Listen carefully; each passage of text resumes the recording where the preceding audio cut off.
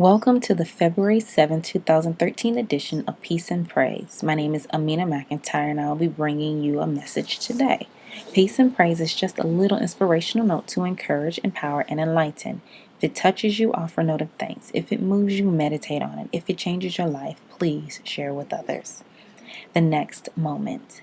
We have to recognize that there cannot be relationships unless there is commitment, unless there is loyalty, unless there is love, patience, and persistence. Cornel West. Ever wonder why the moment a commitment is agreed upon, everything else seems to happen at once? The moment a credit card can be paid off, the water heater goes out. The moment a new relationship is formed, a former crush reveals their true feelings. Temptation to eat the juiciest, tenderest piece of marinated meat will come just after a Daniel fast starts. The first gut reaction may be a form of regret while vividly imagining the alternate course. But ultimately, contentment, satisfaction, and or acceptance of the consequences of the decision will be a guide, serving as a reminder of exactly why the choice was originally made. In preparation of Lent, when planning to give up or establish a habit, it may be good to keep in mind that temptations do occur.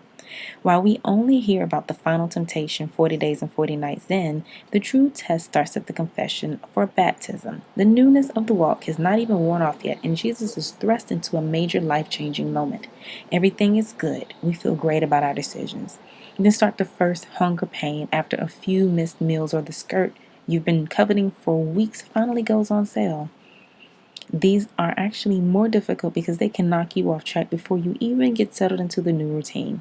In the 1800s, the first miles of the Underground Railroad were difficult to traverse, especially after committing to walk so many miles. But the promise of freedom, or perhaps the strict reminder of death before surrender, outweighed the desire to turn back.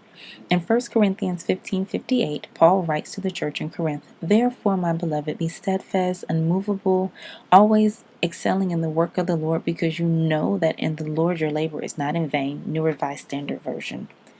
This first church that was doing stellar in its attempts to maintain the commitment needed some encouragement to continue, and they had a real life disciple. If only some of them could see how widespread Christianity had become from their efforts then. We, likewise, have to remember to stay grounded.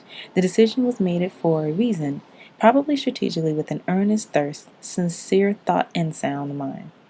Consider gathering quotes, scriptures, pictures, or keepsakes that will remind you of the goal for your Lenten journey or life goals. Use them as a reminder that when temptation sets in, there is always something to keep you focused. This has been Amina McIntyre with Peace and Praise. Peace and blessings.